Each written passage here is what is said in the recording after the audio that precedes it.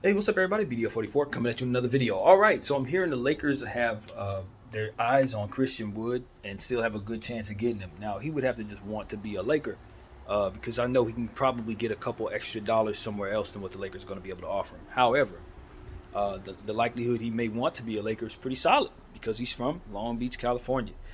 And this is a situation where his value has fluctuated about as much as any player I've seen since watching the NBA. I can think of a guy like Hassan Whiteside, who's started his career as a second round back of the draft guy, found himself in Miami, played some spectacular ball to the point where people thought he was one of the best centers in the league for a couple of weeks, and then his value eventually plummeted back down to where he was initially, where he was drafted. That's kind of what's happening to Christian Wood in a way. He started off as a journeyman who was on like 7 or 8 teams before actually being able to show his worth in Detroit. Then, had that fantastic year in Detroit, got paid in Houston, and for the first couple of years with a bad Houston team, was putting up all-star like scoring numbers. However, he was traded to the Dallas Mavericks, and they got him playing like the old Christian Wood, played with the Pelicans. Old Christian Wood had played with different teams before he got a chance to show his opportunity, and that's where his value's at right now. And so for me, it's like, can we get him playing like he did when he was at Detroit and Houston? And if so, are we going to be as bad as those teams because of it? Because he's one of those guys that gets accused of being a zero guy, as they call it. For every shot he makes, he gives it up. Thomas Bryant, for example. Do we really want that piece? Especially when we are a team that has fragile rim protection. So that's when it becomes a situation where it's like, I don't want him down there botching everybody else's plus minus because he ain't defending. You know what I mean? That's what ends up happening. The team loses continuity on the defensive end. The guys start getting frustrated on the offensive end. It trickles down. You need to make sure that everybody on the floor can play defense, and he needs to improve defensively if he wants to be coveted in sleep. And he's not the only one, but that's the truth. You know what I mean? Some guys can get away with it, depending on what situation they're drafted into, and how much they get featured, and how great they end up becoming.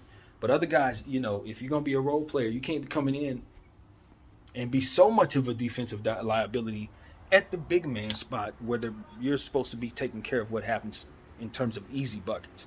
If you're the one that's supposed to be erasing the easy ones and you can't do that, then we got to get you off the floor. And so that's the question about Christian Wood. Is he going to be coming into the right situation? And can we get his value up? Because if he's going to continue to go down, I'm not trying to give him a role. You know what I mean? We're trying to win a championship, and we don't need pieces devaluing on us. But he is a player whose value could skyrocket. And for us, a team who needs scoring in the front court with AD being sometimey, wanting to score the ball sometimes and not, this is a player that can come in and make up that scoring. And so I do think that we would be better for having Christian Wood. But the question is, what role do we want him in, and what expectations do we have upon bringing him in? And that's the question. Is he going to get back up to that level of player that we can count on and can score 20 points off the bench? Because from what I've seen, at his best, when you bring him on this team, he can be sixth man of the year. You know what I mean? And I don't think we're going to bench him like Jason Kidd benched him. Jason Kidd, I'm not sure how that went, but I would like to think that Darvin Ham could get a little more out of him. And you put him next to Anthony Davis, you put him next to Bamba probably wouldn't be coming back. We probably choose him over Bamba in this situation, I think. But put him next to, Vanderbilt. That could help with his defensive problems. AD, Rui, those are good defensive players that he would likely be slotted next to. We got to make sure that we put the right defensive players on the floor and respect that we have some young players that don't necessarily prototype as defensive players, particularly Max Lewis. Now, I want to see how Max plays defense on this team. That's going to be one of the key for Darvin Ham's sophomore season as a coach. Can you get Max Lewis to play good team defense? Because he's going to be surrounded by some pretty good defensive players. That's the question. He's going to be on the floor with Vando, AD. He's going to be on the floor with Jalen Hood-Schifino, who I think is going to play some good team defense. Now I've seen a little more from him. We'll see that in about a couple hours, too. An hour and a half from now, we'll definitely be paying attention to both of these players. as well as the rest of these players on our team, and how they play defense. I think Demoy Hodge could potentially get some minutes depending on how coach feels about him. He's a guy that I think if he plays well with few minutes, he could expand his role just off the strength of what he does on both sides of the floor. So I'm curious to see if he gets a role or not. And so these are different things that I think could kind of help Max Lewis ultimately being on the floor with guys like this. He'll be able to potentially become a better defender. And so, and if he doesn't, then he's probably going to end up sitting down. But the concern that I have, when we talk about personality traits, I look at Cam Reddish, who kind of has the reputation of being a guy that's kind of like may come and go. And I look at Max Lewis, who has the reputation of a guy who may come and go. Both of those are my forwards, small forwards. So I need to pay very close attention to them, see where their motor's at. Because if that got that problem with those two, with their motor, AD and his motor, that's three people I'm worried about in regards to motor and whether or not they're going to wake up and be ready.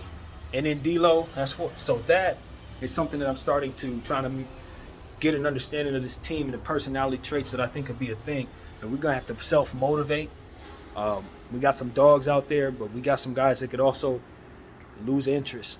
Gabe Vincent, that's one of the things I've been hearing about in regards to Miami. Stick with Gabe Vincent because he's going to be a great playoff performer, but throughout the course of the season, he ain't going to really shoot well here and there. And listen, he's too, respectfully, I'm shorter than him, but he's too short to be on the floor too much to be bricking shots. We don't need another Malik Beasley. I'm talking about that before the season even starts. So we need to, I'm telling you, because I know how our coach is, and that's how that kind of goes. We paid him, so they're going to want to play him. That's just how they think. But I hope that we understand that we don't really want anybody on the floor who's going to be bricking too dang much, because we're going to have LeBron on the floor a lot of times and he bricks too dang much. I'm just being real. So we got to formulate an understanding of what we want to do out there. We have plenty of shooters on this team, guys who can hit shots. Max Lewis being one of them, which is why his team defense is going to be so dang important. Austin Reeves, Rui Hachimura. Is that three-point shot for real? Because those guys shot so well last year. I'm starting to wonder if I can expect that type of efficiency from both of them. And if so, I'm excited. But I'm poised to watch it go either way, especially since they've both been paid. Sometimes when guys get paid, it's an adjustment period, and not only in their life, but also on the court.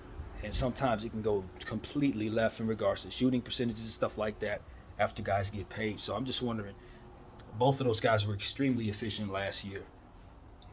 Is that a honeymoon thing? Or can we expect for them to be efficient three-point shooters throughout? So that's what I'm wondering. What year are we going to get from Rui? Because the Rui we just saw was off the charts. Efficiency level, all of that. It was crazy in the playoffs and throughout. And so now that he's been played, his role should automatically be increased. I don't think Darvin can get away with not playing him 20 minutes and all that stuff. Please play Rui Hachimura since we've paid Rui Hachimura.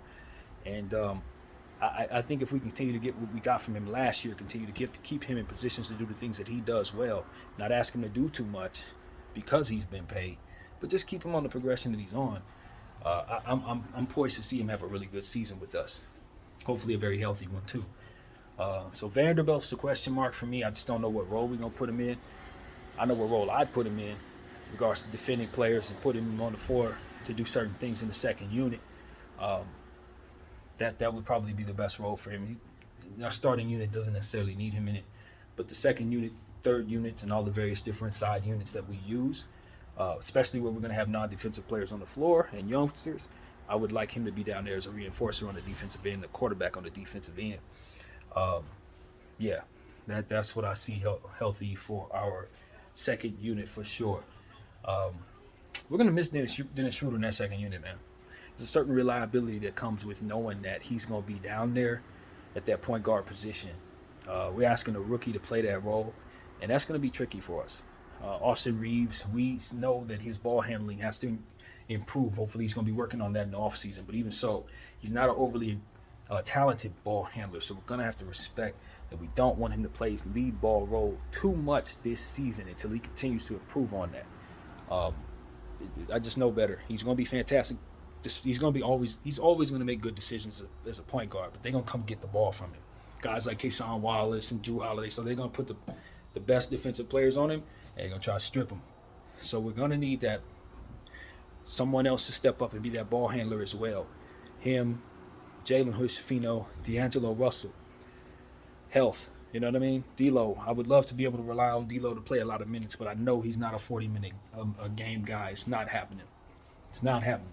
You got to limit his minutes, and you got to play him smart, just like you do AD and Bron. Load management, I'm telling you, that's the way to play D'Lo, man. He's a fragile guy. If you play him properly, and you do allow him to load manage, so to speak, throughout the course of the season, I think you may be able to keep him healthy.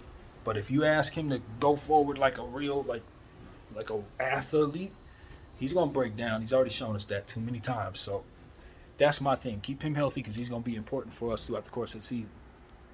And you know, Jalen Hood-Schifino, hopefully we have a great season. Hopefully the rookie can stay healthy.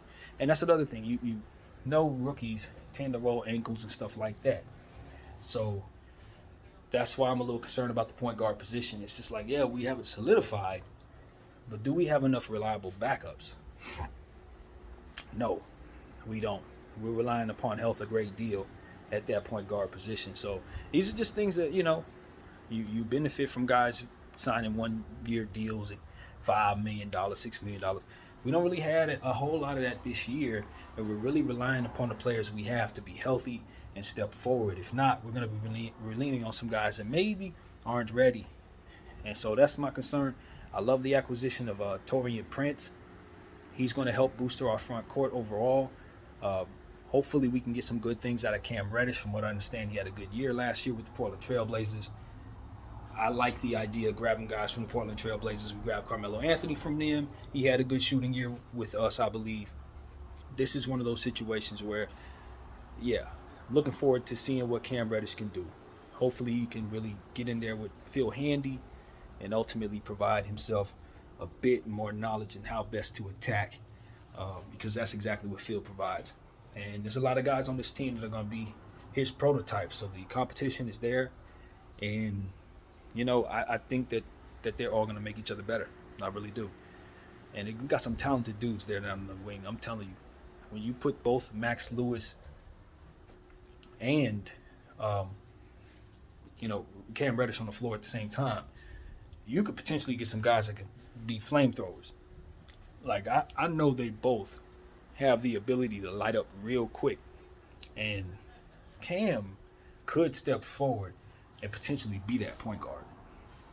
He could be the guy that's going to step forward and say, yo, we are a little down on point guard. He's the guy that has the ball handling ability, the passing ability, and ultimately the past point guard experience. I think he played some point guard in high school and in college, I'm not certain. But he's a ball handler to his natural self. That's the guy that I think you can get away with it. Sort of like THT, if you have to, you can make him a point guard. You can definitely turn Cam Reddish into a point guard. Most definitely. Most definitely. Just got to teach him whatever he needs to learn. I'm not going to pretend like I know his game that well. But if he has shot selection issues, stuff like that, maybe we can work with him or whatever is necessary. But at the end of the day, when he came out of college, one of the things you loved about him was the fact that you could put the ball in his hands and potentially he could set your offense up. So I don't see why that would not be something that we would try to see if he could still do for us. Utilize players. And that's another thing. A lot of times these teams these guys were on, they didn't utilize them to what it is their strengths could potentially be. You know what I mean? So that's something I want to see us do. I put the ball in Cam Reddish's hands with third units and stuff like that. See if he can run the point against some of these lesser guys that are coming up off the bench in garbage time, because you may find out that is a secret way to unlock a player's best potential. It's just stuff that you never tried. You know what I mean? Not to say that I want to try too much, because our coach is going to think small ball when he tries to get experimental. But for me, it's like, yo, I'm the guy that would put the ball in that player's hands. Is essentially what I'm saying.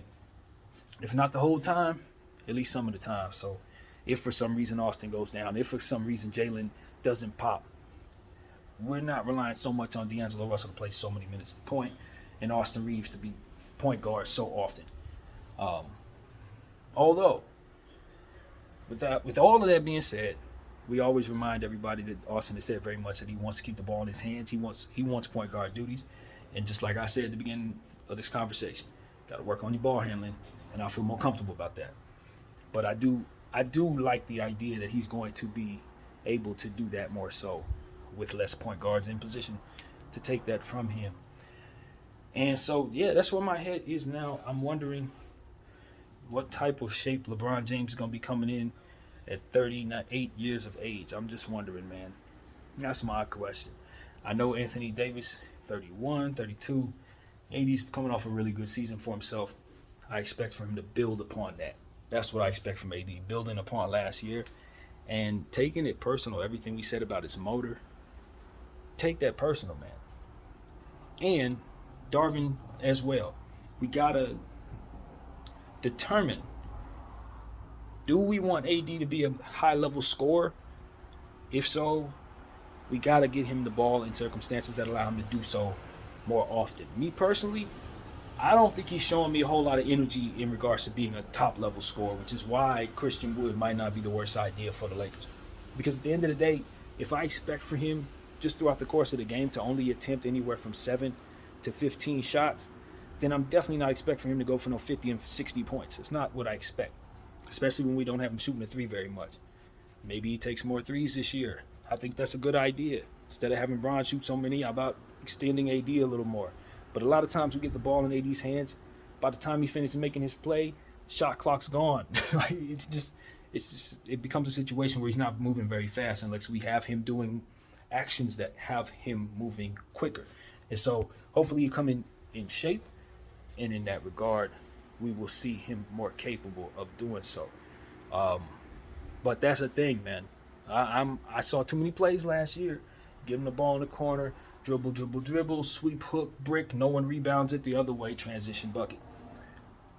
Him falling all over the floor, taking 10 minutes to get up. That type of stuff. No, we need to be intent on what we're asking AD to do so we can keep him on his feet and scoring in ways that make it so that he doesn't have to create so much attention to himself before actually making the action happen.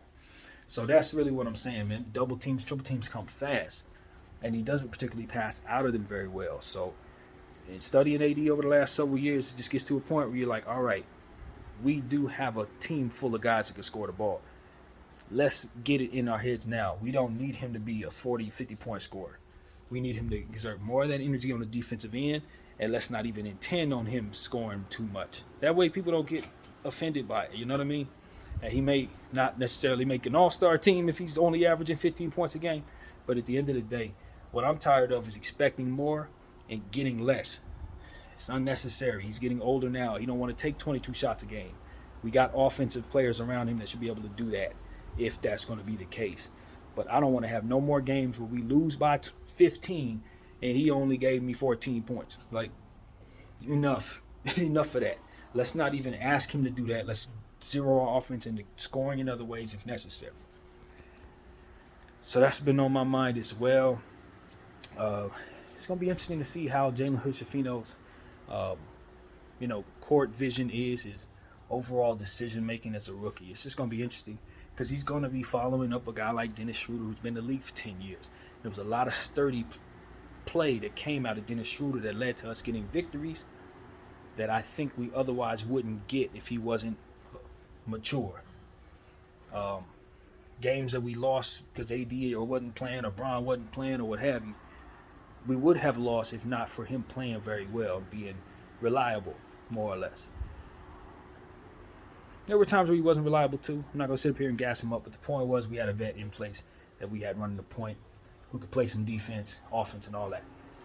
Jalen Hood-Schifino, I believe, has higher upside than Dennis Schroeder would have had if they were both drafted at the same time. No question about it. But that's not what this is about. It's about this being a win-now team, so to speak, with us having a lot of young players.